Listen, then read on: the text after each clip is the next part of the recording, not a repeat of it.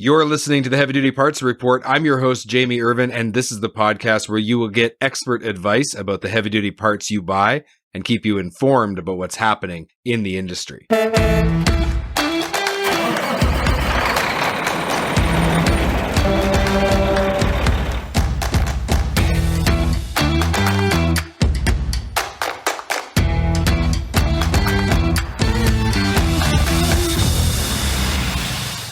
This episode is sponsored by Full Bay. If you own or operate a heavy-duty repair shop, you should check out this game-changing cloud-based solution, and you really can have it all. Efficient techs, faster invoicing, better inventory tracking, and more time with your family. To learn more, go to fullbay.com/HDPR. That's fullbay.com/HDPR today. So recently I was at HDAW in Grapevine, Texas, and there was a fellow in a booth beside me, and his name is Brian Beathard, and he works for a company called RevHD. They manufacture wheel seals and hubcaps. We're going to talk to him about some of his great products. As we were talking at the show, I was explaining to him about the podcast and about you, the listeners, how your focus is on lowering cost per mile and increasing the life of the vehicle by buying the right kinds of parts. And so I wanted to have Brian on the podcast so that we could talk about that. Brian is the national sales manager for RevHD, and he is a wheel end specialist. Brian, welcome to the podcast. Thank you. Thank you for having me. It's a pleasure to be here. So I was talking to you about wheel end at the show, and I kind of overheard some of your presentations. You were doing some training, and obviously there are a lot of manufacturers for wheel end. We've had wheel end specialists on the podcast before. It will be interesting to hear your take from your company's perspective, what you've done with your products. And so why don't we get into it right away? What is it about your wheel seal that you feel brings value to the industry and helps people lower cost per mile? Yeah, well, thank you again for having us. The company was actually started by some guys from Stemco mostly, but we now have actually an engineer from all three of the major brands who have been instrumental in creating this seal and tweaking it as we've modified it over the years. We started around 2014 with mostly guys from Stemco. One guy from National, and now we have actually an engineer from SKF. So I tell guys all the time, we're a new company with an old soul. The guys who started this company have over 75 years of seal experience, and they put all their imagination, all their expertise into this seal here. One of the first things that people note about the seal is it is quite a bit thicker and heavier than other seals. A lot of times when you put it in someone's hand, you actually hear them audibly say, wow. Their eyes kind of get large, and if you're in a shop, they'll call their buddies over, hey, Joe, get over here and see this thing. Most of your audience probably thinks of a seal like they do any generic product. It's been around 30, 40 years or better. If there were major innovations that could be done, they probably would have been done by now. And how much actually could you do to a seal to improve it? We've actually done 10 things, so quite a bit, that the other guys either don't do or don't do quite as well.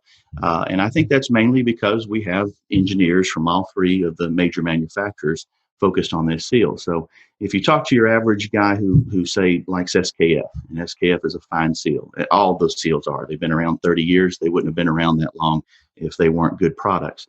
But each one has its pluses and minuses, and the average SKF fan will say, well, this seal's a little less finicky on installation. Seals are a little finicky by nature, and if you don't install them just right, they can cause problems down the road. You talk about cost per mile. If a wheel seal leaks, if a DOT officer sees it, oftentimes they'll down the vehicle there. When it does leak, it usually gets on the brakes. So the cost in both having the vehicle down, the cost in repair, not just replacing the seal, but then also having to replace the brakes. That's the pain that most of your audience is used to feeling at some point with a seal. Yeah. So when you show me that seal, that's a one-piece unitized model, and so I'm assuming that there's no special tooling for installing it? Well, and both great questions. It looks like a one-piece seal. As I mentioned, this has aspects of every seal on the market built into it. So you get the best of both worlds. It's actually what engineers call a unitized seal. Sometimes you hear it called a cartridge seal. It's actually two pieces, and I don't know how well you can see there from the camera's point of view. This would be, if you were looking at a two-piece seal, what a lot of guys call a wedding band or a speedy sleeve. It goes onto the spindle, and then the seal actually never touches the spindle shoulder. It only rides on that wedding band. However, the biggest complaint with two-piece seals is they require multiple tools. Generally, you have two pieces, so you've got two different tools, you've got two steps. With this seal, you've got one step. It's one piece in terms of the installation and the removal. It's two pieces in terms of the application. The other part of your question is one of our highest and biggest selling points. We designed this tool so that the top plate, instead of being the weakest part of the seal, which is what you find with any other seal on the market, we made this the strongest part of our seal. We did that for two reasons. One, to allow us to have one of the only seals that has a warranty that covers off-road, so rock and debris and anything that strikes the seal won't hurt it, but also for ease of installation. You actually do not have to have a tool for our seal. You can use anything that's flat and clean, and that includes the heel of your boot, as long as you dust it off first. You can use a hammer. Now, these are things that are antithetical to the average shop mechanic, technician, and shop manager. We have a lot of loyal customers who've been with us for years who will say, Brian, I still can't bring myself to use a hammer on this seal. It just makes the hair on the back of my neck stand on end. And that's fine. They'll use a tool, somebody else's, a tool that they've had in the shop for years, and they'll flip the plate over to the flat side. As long as you flip the plate over to the flat side, you're good. You should not use a tool made for a Stemco seal or a national seal on any other seal. A lot of guys don't know that. It's a great tip that if someone uses a national tool on a Stemco seal, it can actually harm the seal.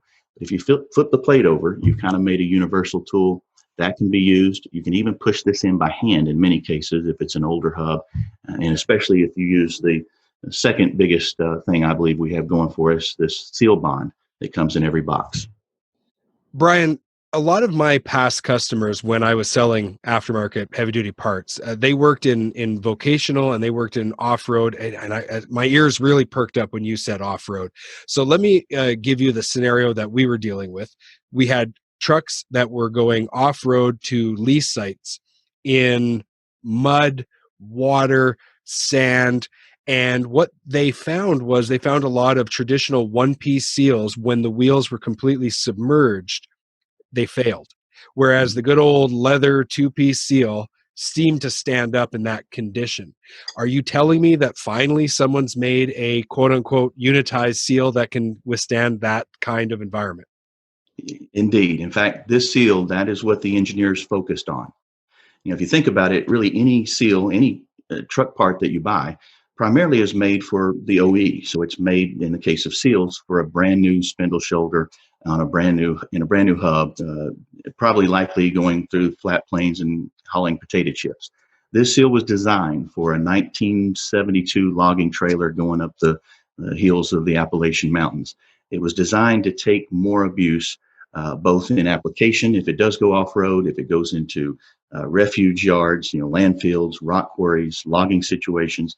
And it was designed to be a lot easier to install in environments where you maybe don't have the right tool or you're not in perfect conditions for installing a seal. The two things that do that, one, the one I pointed out earlier, the fact that the top plate of our seal, which is the part that's exposed, can take a lot more abuse, not just in installation, but going down the road that or off-road, rock, dirt, debris, anything that might strike it. Personally, my biggest selling point for this seal, the thing that got my attention when I left Stemco, was this flex design. And I don't know how well it shows up to your viewers, but this is my favorite part. This seal is designed to actually move with the wheel end as it's going down the road, or in this case, we're talking about off-road. What makes most seals not have a warranty that includes off-road is the fact that as that wheel end is being pushed and pulled in different directions, that can wreak havoc on a seal. It can cause a cocked seal. Cocked seals are actually the #1 leading cause of seal failure. Sometimes it happens in installation. Sometimes it happens when guys are docking the hub. And sometimes it's not the technician or mechanic's fault. It is the driver going off road, or let's face it, a driver who tends to hit every curb and every pothole. My favorite feature of the 10 things that we do that the other guys don't is this. It's there for you. It's about an eighth of an inch of wiggle room, insurance that can protect that seal in a multitude of situations. So, how does the actual seal material bond? Is there anything special about the way that it works? Yeah, so the seal right away, some of your viewers can tell we have more rubber than any other seal, both in width and depth. So that's going to make more contact with both surfaces, the spindle shoulder and the hub bore. And it's going to make a deeper contact if you have wear, if you've got little pit and spall marks and scratches. You mentioned earlier that some guys in really rough environments or with really bad spindle shoulders will use a two-piece seal. And as I mentioned earlier, this is really a hybrid of both. In addition to all that, this comes in every box. Now, this is kind of unique. No other seal that I'm aware of comes with something in the box. This is what we call seal bond. You don't have to use it, but we recommend it, new equipment or old, but especially with old. In the beginning, it'll act like a lubricant. That's not its main objective, but if you put a nice bead on the OD, smear it around with your fingers, the seal's easier to get in. Then you put a nice bead on the ID or on the spindle shoulder, and it makes the seal easier to dock. Great to have it. Making the seal easier to install and easier to dock is a good thing. But where this really comes in handy, what it's really meant to do, in about 10 to 20 minutes after it's applied, it begins to make the rubber on our seal, which we already, again, have more than any other seal, it makes it swell. So for off-road equipment going through water, as this rubber swells out into the hub bore and this rubber swells in onto that spindle shoulder, it creates a push-pull effect that makes the seal so tight that in most applications, it is literally waterproof. Now, if it's waterproof this way, you got to believe it's likely leak-proof that way. This is great stuff. It, again, works as a great lubricant in the beginning, but its main objective, the main value that comes from it, is having this rubber swell to fill in the imperfections you can see. But what I'm always reminding guys to fill in those imperfections you can't see. Okay, so I'm curious about temperature range because I live in northern Canada. A couple weeks ago, it went from 32 degrees one day. 2 days later, we hit minus 54 Fahrenheit. A week later, we're back to 32 degrees. So that's a lot of temperature range in a very short period of time. Then you add those off-road conditions. So what have you done with the seal design to be able to handle that range? And then if you're not in northern Canada, maybe on the flip side, if you're in southern California and we get a absolute, hot, really high temperature, you're in traffic.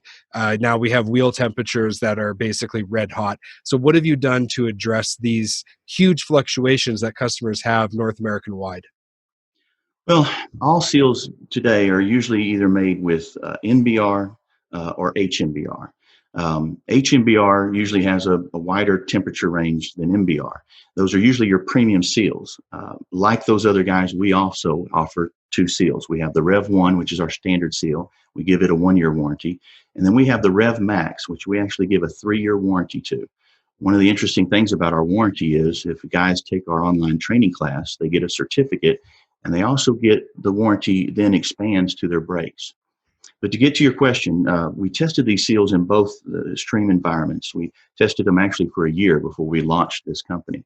And we purposely chose Canada and Alaska, Arizona in the middle of the summer, because we wanted to make sure that this seal was going to be able to hold up, not just in the aforementioned off-road environments, but in those extreme temperature environments. Up north, a lot of guys will use the two-piece seal. Because until we came along, that seal did tend to hold up better in the cold environments because it uses leather as opposed to the NBR or the HMBR. Instead of going with leather, we went with a thicker material, and we gave our seal that flexibility, and we gave it the seal bond. All those things can react to and it's a minute amount of swelling that can occur in a wheel end with a good bearing adjustment in these cold temperatures, but it does happen, and ours can kind of, again, flex with that. I'll tell you this, one of the places we're growing the quickest is Canada. And a lot of guys told us when we started, don't even bother going up there. The brand loyalty for that two-piece seal is so strong. Well, we didn't listen, and we went up there anyway. And to date, that is where we're seeing our fastest growth. In Alaska and Canada, the word has gotten out. And people are finding that our seal is actually holding up better than the two-piece seal in those extreme cold environments and off-road situations. That's awesome. So there's 10 things in total. What's something that might be a little unexpected that the listeners wouldn't think? Yeah. So again, a great question. The big three, the ones that I've already kind of talked about, the flex design, which is my favorite, the fact that you don't need a tool, and the special seal bond. Those are always the big three. And in general, a sales call that's only going to last 5 minutes, that's usually all I get to. But I appreciate that question because there are some smaller things that we've done that people, at the very least, they're appreciative of. And most of that has to do with the box. Now, you think of a box, you think, well, that's the packaging. I'm going to throw it away. What clever ideas could someone come up with a box? Well, we've done a few. One of them that's really neat is we've made a tool on the back of the box. This would be for the new hubs, trailer hubs. They're using semi-fluid, sometimes referred to as synthetic grease. All your new trailers are coming with this stuff. It's a hybrid between the old days of hard pack grease. Usually when I'm in a shop and I say, semi-fluid grease, their mind goes back to the days of the hard pack grease. You pack the bearings, you pack the hub. That was popular until about the mid-90s. And then as the pendulum swung and everybody went to oil or gear oil or synthetic oil, where you just fill the belly of the hub up and then you're done. This new stuff is a hybrid. They want you to fill the hub up halfway. Well, that's easier said than done. They call this stuff synthetic or semi-fluid grease, but it has a viscosity that's actually pretty close to oil. And you can imagine as you're trying to fill that hub up to the halfway mark while it's docked, before you insert the outer bearing, most of that grease is water falling out on the floor about as quickly as you can try to pump it into the hub. And so guys aren't sure if they ever get that fill level right, much less put the pump down and shove the outer bearing in before it all comes out. So this is simple, but unique and very appreciated by guys who have fleets that use semi-fluid grease. What we've done is we take whatever seal they buy and we've pre-stamped it with the size spindle that seal would go on, so that the technician only has to cut this half circle out. And then as you see pictured there, the back of our box will then marry up to the spindle like a glove and stop at the OE spec fill level for semi-fluid grease on that hub. So now they don't have to guess at how much to put in. But the best part of all is we made the box stronger, thicker, heavy enough to hold the grease in place until they're ready to insert their outer bearing while they pull the cardboard out of the way, kind of one fell swoop. Little to no mess on the floor, and they know they got the right amount of grease in every time. Great little innovation, but makes a difference for the tech. That's fantastic. Brian, when it comes to cost per mile discussion, one of the things that I've really started to understand as time has gone on is that getting the parts to work together is an important part of its, really achieving that goal of a total lower cost per mile and lower cost of operation. So with your company, you wanted to also talk about your hubcap. Yes, indeed. And just quickly, with cost per mile, I think it's worth pointing out, I usually don't lead with it, although most guys tell me I should. We did all these innovations, and then we purposely priced our seal below the other guys. Another neat thing we did with pricing is all our seals are the same price. We're the only seal company that does that. Everyone else tends to make the trailer seal the least, and then the steer, and then the drive is usually the most expensive seal. We priced our sales below everyone's trailer seal, and then kept that same price for the steer and the drive. So generally, we're not only giving someone a seal that's going to last longer, be less likely to be damaged during installation, can go off-road, we've also saved them on their pocketbook in the initial purchase of the seal.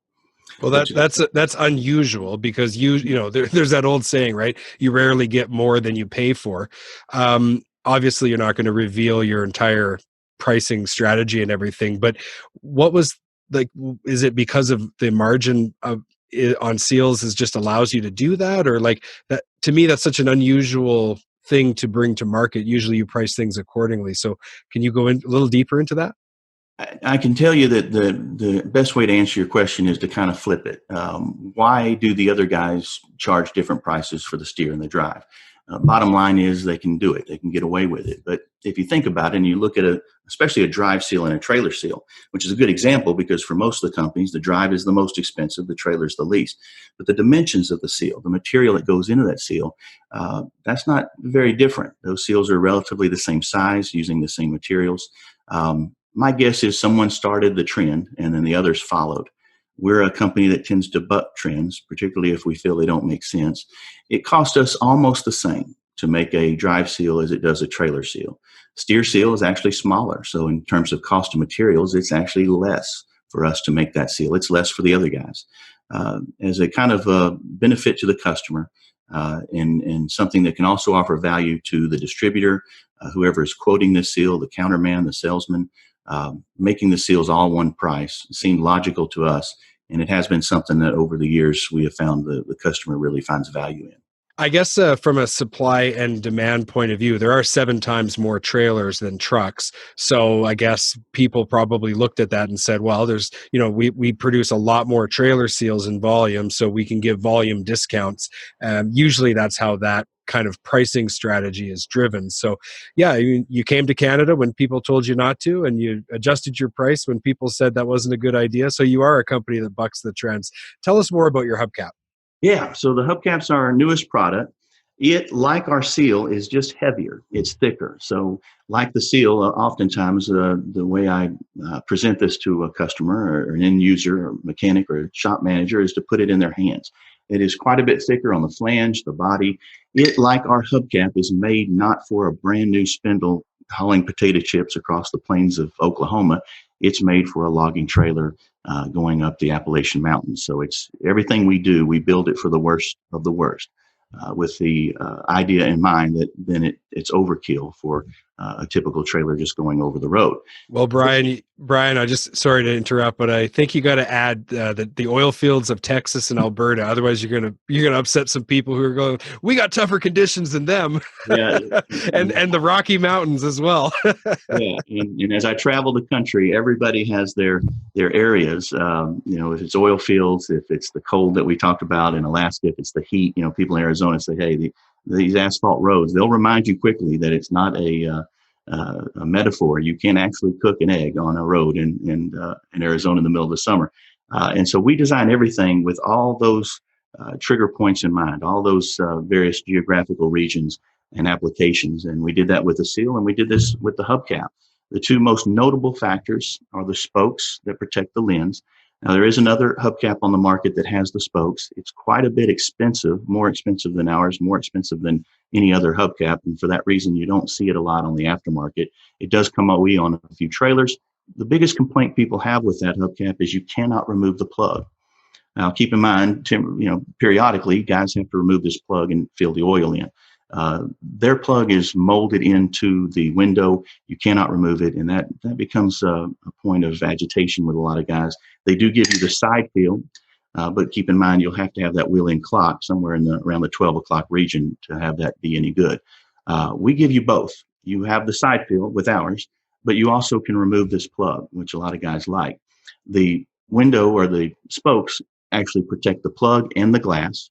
We are the only hubcap that has a warranty on the lens in terms of cracking, and it's a lifetime warranty. If this lens ever cracks, you get a free hubcap. We designed it to where, I don't want to say it's impossible to break it.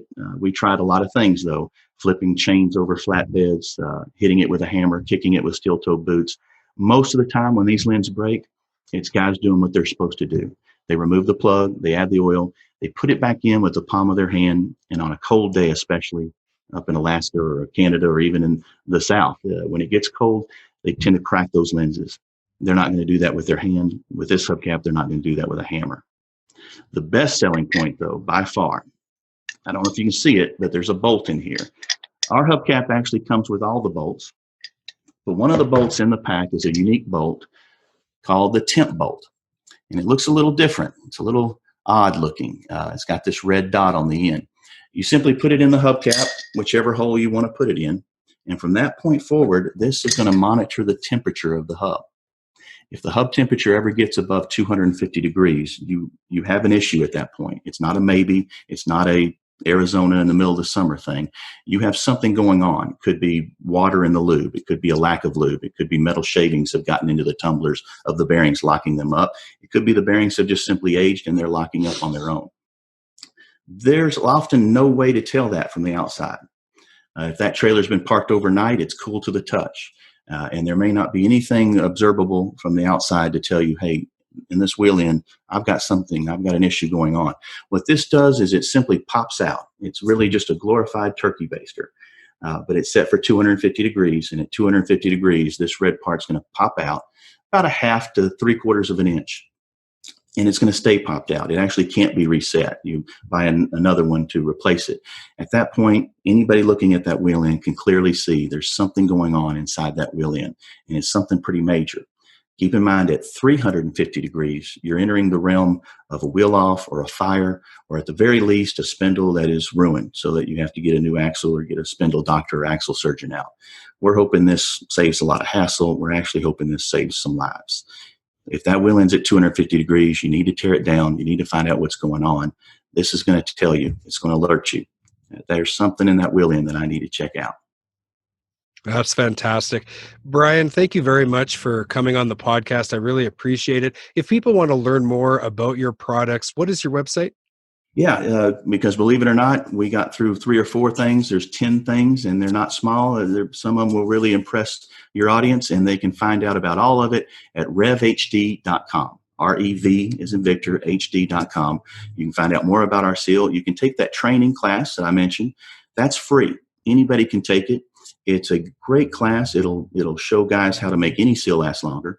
It goes over all the bearing adjustments, new and old. So that means it covers the new crush sleeves, the new single nuts, as well as the old double nuts.